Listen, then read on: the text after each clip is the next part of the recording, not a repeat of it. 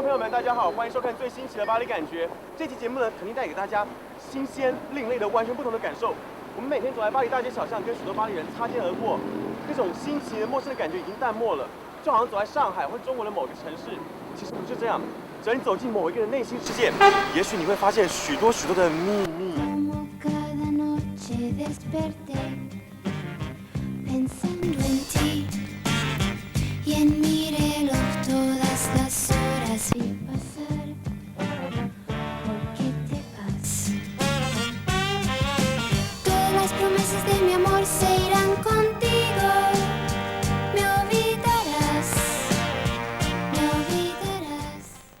好，我们现在开始呢，要去认识一个非常特殊的巴黎人，他的出现绝对是让你意想不到的。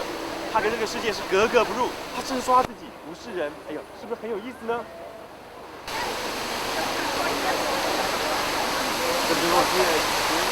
这是巴黎一个普通的春天下午，在圣米歇尔广场，这个愤怒的男人选择了这样一种方式向神灵挑战。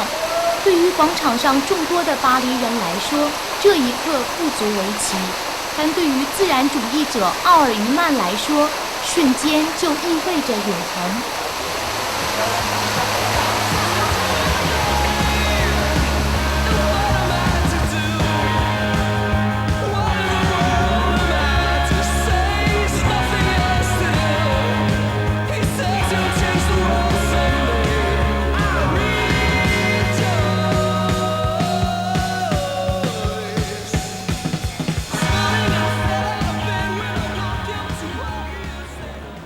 J'ai tué celui qui voulait tuer le dragon. Je suis le défenseur, moi, du dragon. Je suis le défenseur du dragon. C'est mon ami et c'est moi-même, le dragon.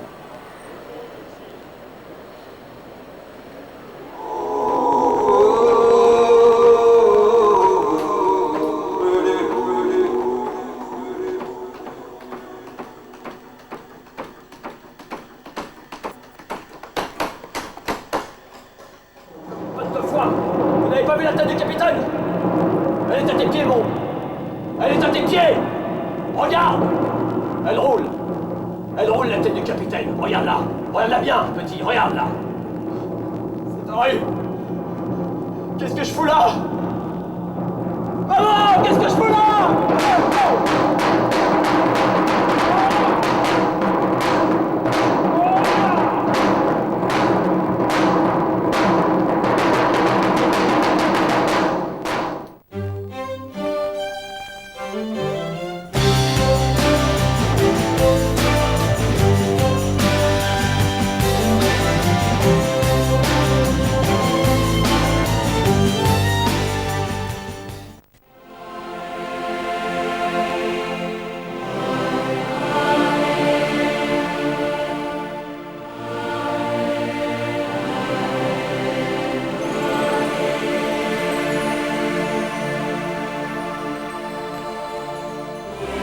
当自然主义开始在西方风起云涌的时候，正是西方工业革命发展和经济腾飞开始慢慢滑坡的时候。环境恶化和资源过度使用给人类带来的灾难性后果已经开始呈现，于是自然主义潮流开始酝酿。与众多的团体自然主义者不同，奥尔余曼始终是孤独的。孤独的奥尔余曼最终选择了自我奋斗，于是他带着一颗朝圣的心来到了北极冰川。这一年是1984年，他40岁。他想做的最重要的一件事，就是寻找与真正的自然和谐相处的最佳方式。这个冰冷的世界还没有被所谓的工业文明所践踏。运动在最纯洁的大地上，奥尔余曼像刚刚诞生的婴儿一样，目光洁净，神态安详。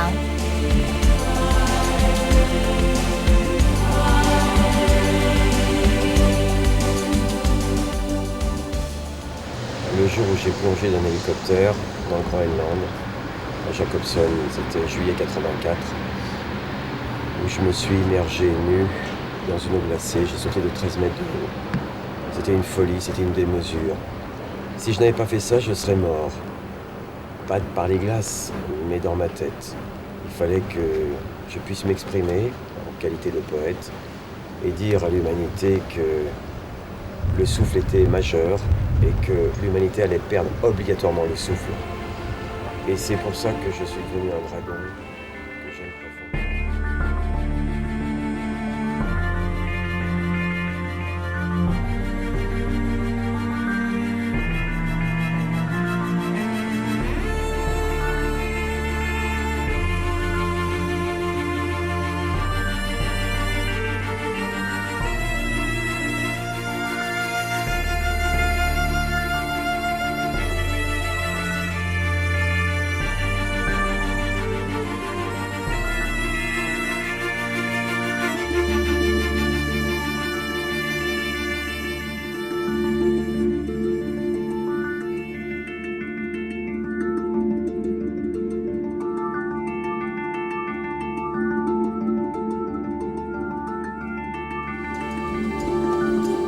在运动中，他相信自己找到了一种方式，一种在安静的状态中与自然相对的呼吸方法，在呼吸之间找到了生命最单纯的意义。为了锻炼和检验自己的身体状态，向生存的极限挑战，在世界关注的目光里，他开始了在北极的极限生存试验。从直升机上裸身跳入冰冷的北极海水中，在海水中他感到了死亡的存在和逼近。15分钟后，他游上了坚硬的船只，而这具备非凡意义的15分钟，作为人类向极限挑战的最新纪录，成为奥尔于曼自然主义冒险生涯中的一次精彩瞬间。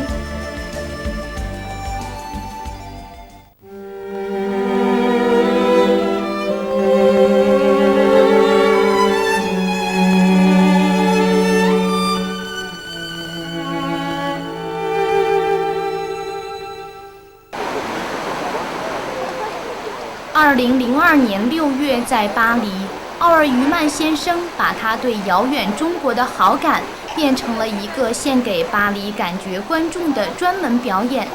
作为已经58岁的他，已经很久没有做这样的危险表演。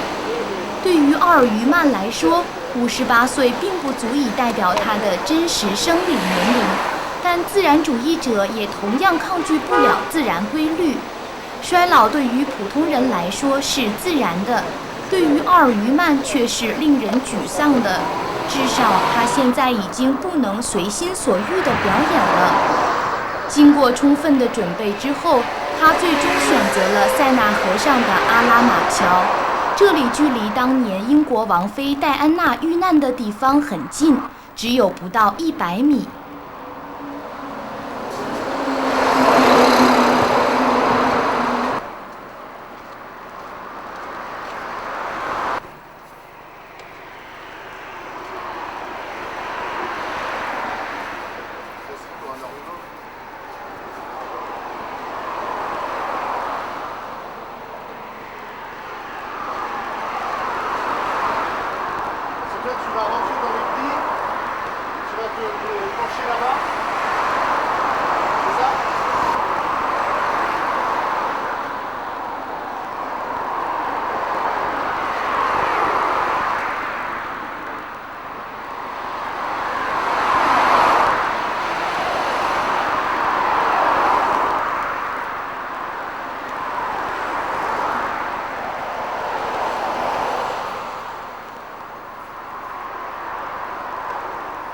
就从这间咖啡馆开始，就从他今晚的表演开始，让我们走进一个自然主义者的冒险生涯。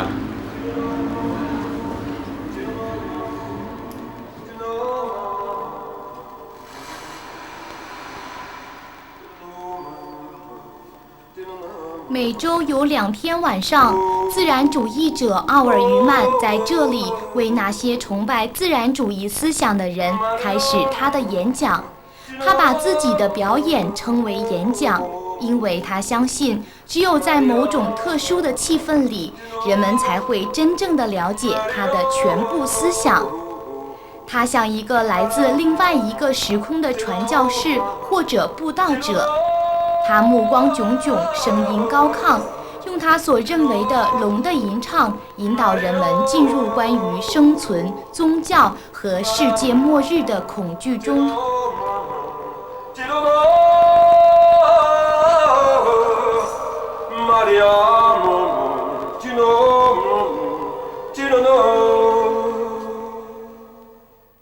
D'abord, c'est un spectacle philosophique, c'est un spectacle poétique, c'est un spectacle politique, c'est un spectacle, je dirais même, physiologique, c'est-à-dire toute l'énergie du corps, de l'esprit. Donc c'est un spectacle très mouvant. Je me sers beaucoup des éléments, de l'énergie, des éléments, même dans cette salle. C'est-à-dire, sur scène, il va y avoir du feu à un moment donné. L'eau n'est pas présente, malheureusement ici c'est très difficile pour l'eau, mais l'air, le souffle, puisque moi je me nourris exclusivement, pratiquement de souffle, par des techniques de souffle que la Chine et l'universel connaissent très bien.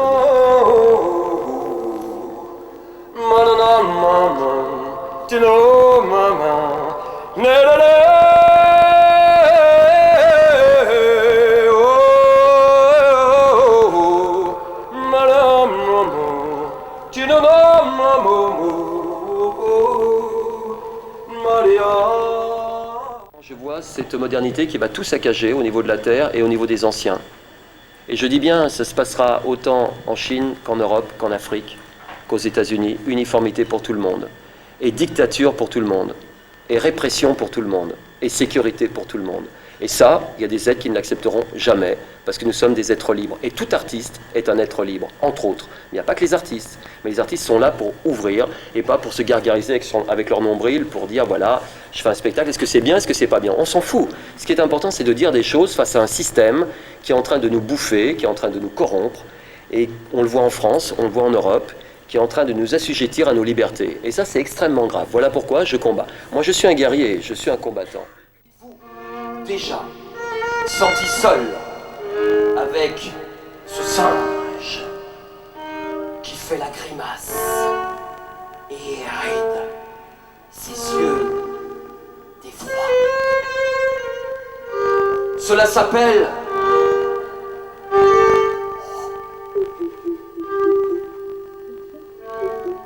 vivisection.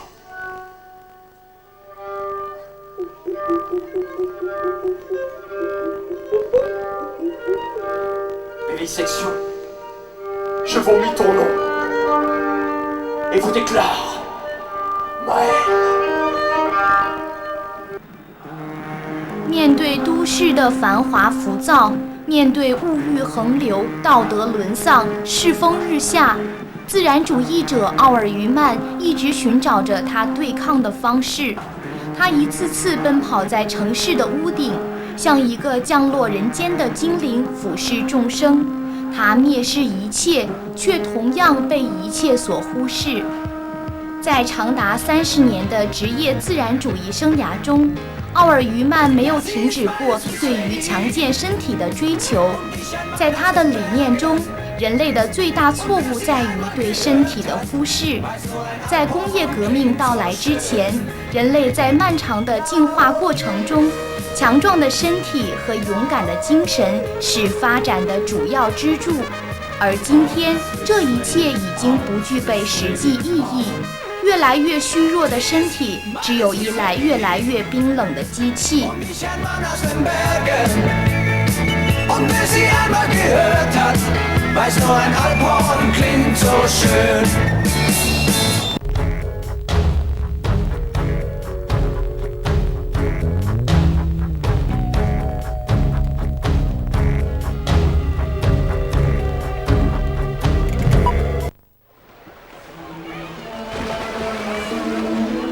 用自然主义来对抗一个现实主义的社会，用个体脆弱的呐喊来呼唤永恒。每当夜晚来临，自然主义者奥尔余曼感到了实实在在的孤独。在夜色中最真实的不只是奔跑的双脚，虽然它们是赤裸的，但也是最坚定的。此时，那是一颗勇敢的心在风中飘荡，是最黑的夜里最明亮的一双眼睛。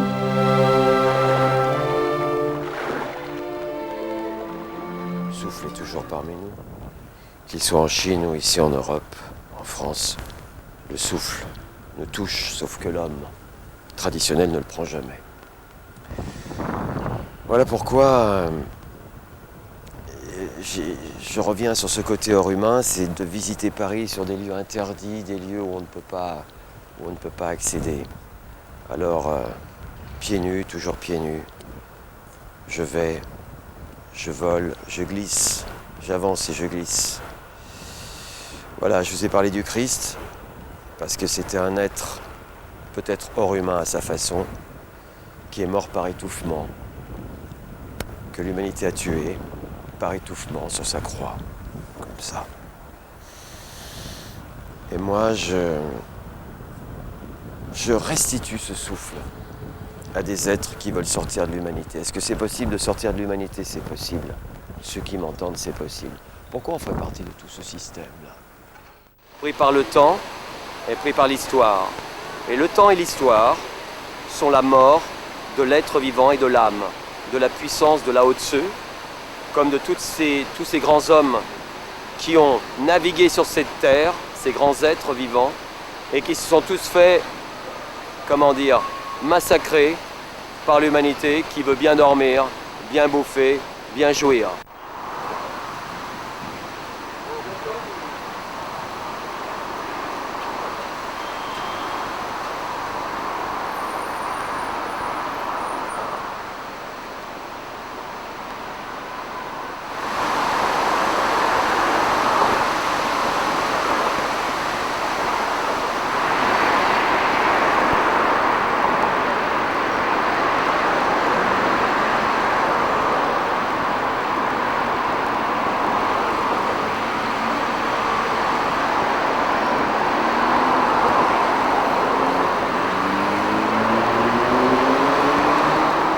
生活在巴黎，对于奥尔余曼先生来说，其实是一种幸运。生性浪漫的巴黎人对他是宽容的，在跟随他拍摄的几天里，无论在什么地方，都很少有人围观。就像现在，当他又一次进入状态，开始把一棵树当作一座森林玩耍的时候，周围很安静，仿佛人猿泰山来到了城市。而他在树上的轻盈与惬意，也有理由使我们相信，它的确属于自然，属于人类童年时代最富于激情的瞬间。当人的身体与树相互缠绕，人成为自然世界里最和谐的主角。无论是冷漠的水泥森林，还是喧嚣的城市空间，自然离世界越来越远。对于土地的崇拜，就是对于根的崇拜。奥尔余曼说，人无论走得多远，也走不出故乡屋前那棵大树长长的倒影。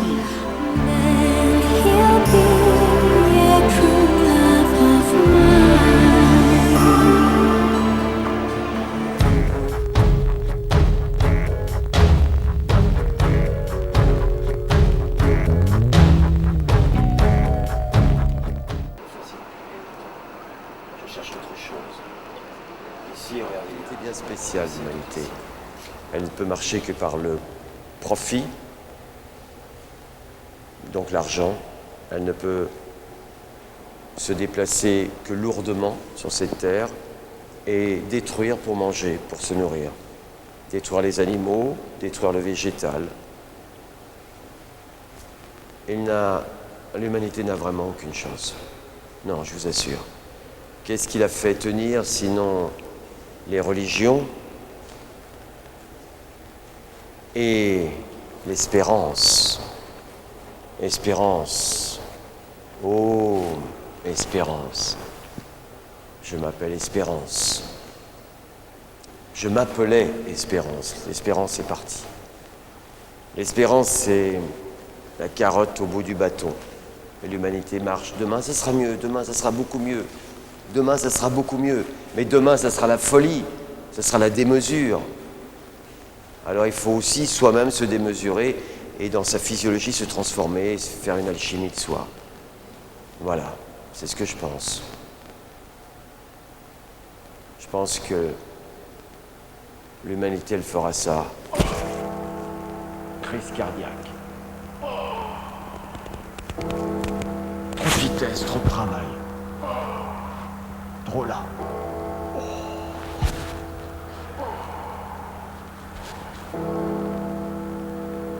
Et là.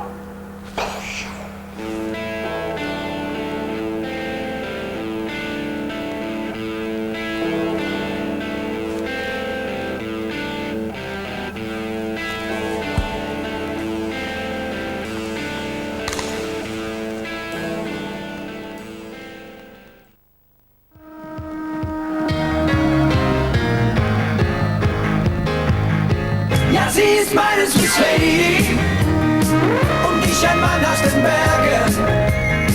Und wer sie einmal gehört hat, weiß nur ein Alphorn klingt so schön.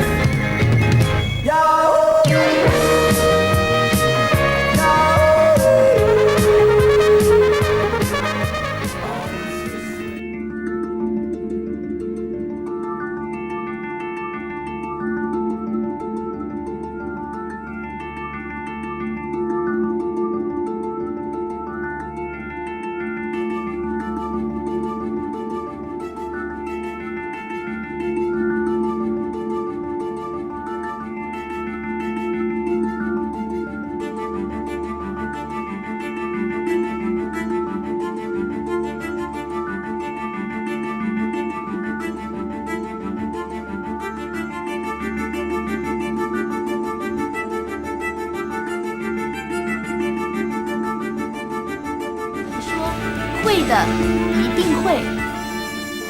Pour sortir du carcan de cette humanité qui ne respecte absolument pas la vie sous quelle forme que ce soit.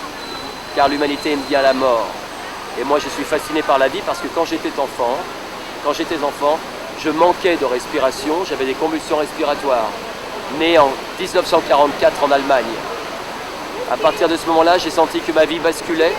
Et quand il y a eu cette histoire du Groenland, où j'ai fait un plongeon extraordinaire de 13 mètres de haut dans une eau glacée à moins de 2 degrés centigrades, je savais que je demandais la force des icebergs, des dragons et des ours polaires. Et toute cette énergie, j'ai pu la garder en moi et j'ai battu ce record mondial sur le choc thermique. Mon cœur est un cœur de dragon.